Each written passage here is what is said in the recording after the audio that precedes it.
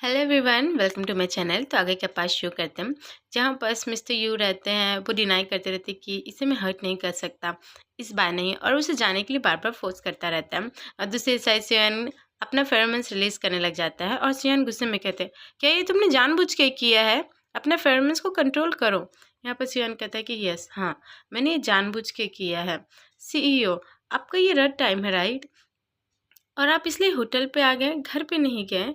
यहाँ पर मिस्त्री बोलते हैं कि सियान, लास्ट टाइम जब हमने ये सब किया था तो तुम बेहोश हो गए थे। मैं इस बार वो सब नहीं दोहराना चाहता, मैं तुम्हें हर्ट नहीं करना चाहता सियान। पहले तुम अपना फेरोमोन से कुछ करो। मुझसे ये कंट्रोल नहीं हो पा रहा है। मन में सोचता है कि नहीं, मुझे कंट्रोल करना पड़ेगा। मैं नहीं चाहता कि सियान को फिर से मैं हर्ट कर दूँ। नहीं, मैं बिल्कुल हर्ट नहीं करना चाहता उसे।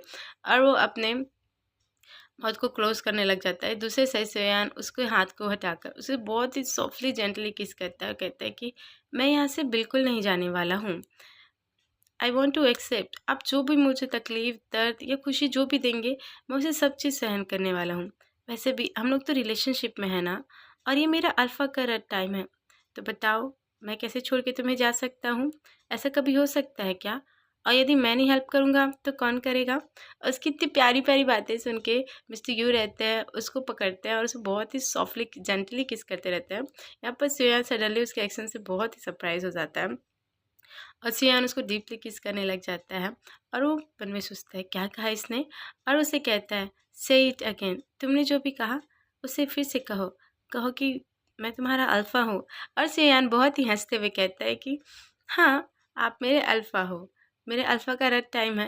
और ऐसे ही वो एक दूसरे के कपड़े निकालने लग जाते हैं, जहाँ पर सियान को वो अपने कैरी कर लेता है गोद पे, उसे बेड पे ले जाके बहुत ही जेंटली किस करने लग जाता है, क्योंकि वो उसे बहुत ही अच्छा लग रहा है। जो भी सियान ने कहा उसे कहता है कि तुमने मुझे ये सब कहा, मुझे बहुत ही अच्छा लगा।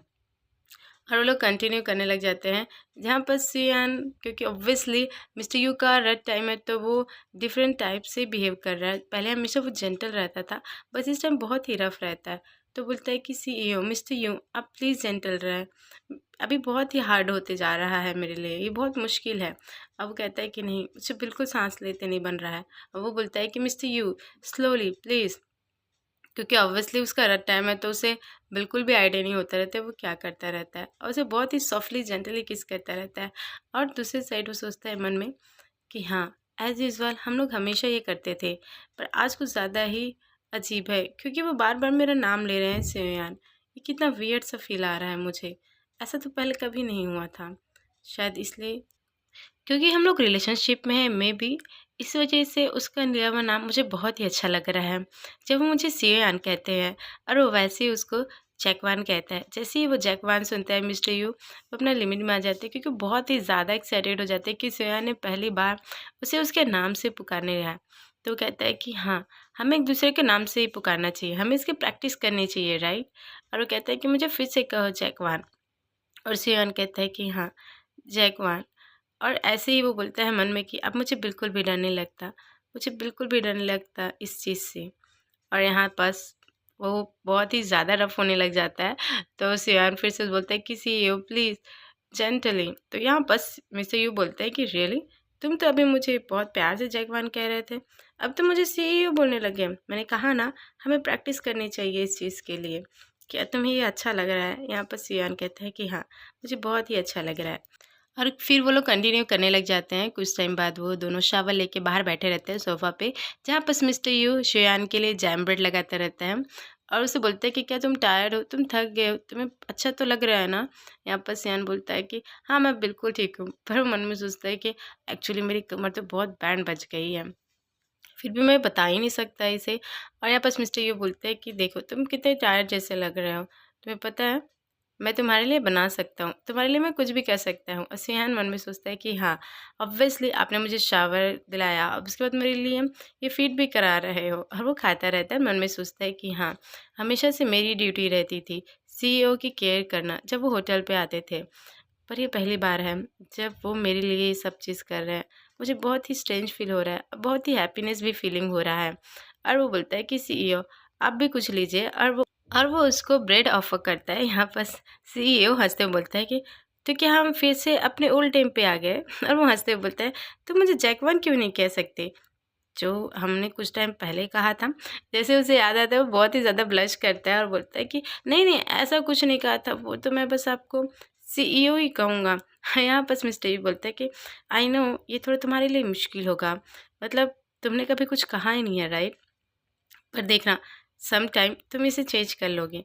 और उसकी बातें सुन के सियान बहुत ही ज़्यादा ब्लश करने लग जाता है। और यहाँ बस मिस्टर यू कहते हैं कि राइट, तुम बच्चे की वजह से परेशान थे ना, इस वजह से तुम मुझ पर गुस्सा थे। यहाँ पर सियान कहता है कि मुझे पता है कई लोग ऐसे होते हैं जिन्हें बच्चे बिल्कुल पसंद नहीं आते हैं, मैं इस बात को समझ सकता हूँ।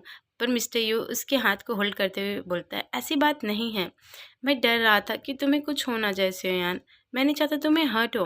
और वो डॉक्टर और उसकी जो कन्वर्सेशन हुई थी उस बारे में सब बता देते हैं, जब वो हॉस्पिटलाइज हुआ था उसके बारे में क्या क्या हुआ है।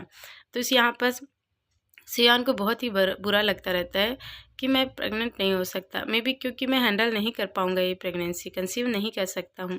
इसी वजह से इतने टाइम तक सीईओ ने मुझसे इस तरह से बात की, क्योंकि वो मुझे हर्ट नहीं करना चाहते थे। फिर क्या, नेक्स्ट मॉर्निंग वो चला जाता है हॉस्पिटल उस डॉक्टर से। फिर यहाँ पर से डॉक्टर कहता है कि यस राइट, जो भी जैकवान ने कहा है वो सब सही है, तुम प्रेगनेंसी कंसीव नहीं कर सकते हो क्योंकि ये तुम्हारे लिए बहुत ही डेंजरस है। और मेरी पर्सनल ओपिनियन मानो तो तुम इन सबसे दूर ही रहो, क्योंकि तुम्हारे लिए प्रेगनेंसी बहुत ही ज़्यादा डिफ़िकल्ट है सच में, क्योंकि तुम जस्ट बीटा थे और सडनली ओमेगा बन गए हो। और वो उसे कहता है कि केयरफुल सियान, और उसे घर जाने के लिए बोलता है। जहाँ पर सियान बहुत ही ज़्यादा डिसअपॉइंटेड होता है इस चीज़ के लिए कि क्या मैं सच में मिस्टर यू के लिए वो सब नहीं कर सकता, क्या मैं उसे बच्चे नहीं दे सकता हूँ, और वहाँ से निकलने लग जाता है। और यहाँ पर डॉक्टर बोलता है कि मुझे पता है ये बहुत ज़्यादा डिसअपॉइंटेड हो गया होगा। और सियान सच में ज़्यादा डिसअपॉइंटेड हो जाता है उस न्यूज़ के सुन के।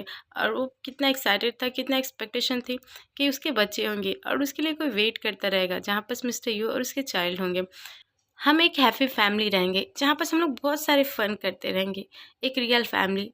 पर ऐसा कभी कुछ नहीं हो सकता है। और वो बहुत ही ज़्यादा दुखी हो जाता है और बोलता है कि हाँ मेरे पास कोई चॉइस नहीं है गिव अप करने के अलावा। और तभी सियान के आंख में डस्ट चला जाता है और सियान अपने आइज़ को रब करने लग जाता है और कहता है कि ओ नो, अभी ये क्या चला गया मेरे आँख के अंदर सडनली। और सीईओ सडनली भगते हुए आता रहता है और वो देखता है कि उसकी आँख को रब करा, तो उसका दिल की धड़कनें तेज़ हो जाती है। बोलती है कि सियान तुम्हें क्या हो गया है? तुम रो क्यों रहे हो? क्या इस वजह से क्योंकि हमारे पास बच्चे नहीं हैं? क्या फिजिशियन ने कुछ कहा तुमसे? ऐसे स्टूपिड कह भी कैसे सकता है? इसमें तुम्हारी कोई गलती नहीं है। और वो सियान को पकड़ के बोलता है कि हम लोग दूसरे हॉस्पिटल जा सकते हैं, कोई और भी हॉस्पिटल है जहाँ बस क्लियर कर देंगे। तुम रो मत, तुम ऐसा क्यों कर सकते हो? तुम्हारे पास एक ही डॉक्टर तो नहीं है ना? प्लीज़ तुम मत रो। और उसकी केयर करने लग जाता है। यहाँ पर सियान बोलता है कि ये सब हो क्या रहा है? ऐसा कुछ नहीं है। और यहाँ पर से हमारा पार्ट खत्म हो जाता है। I hope you like this video. Thank you for watching.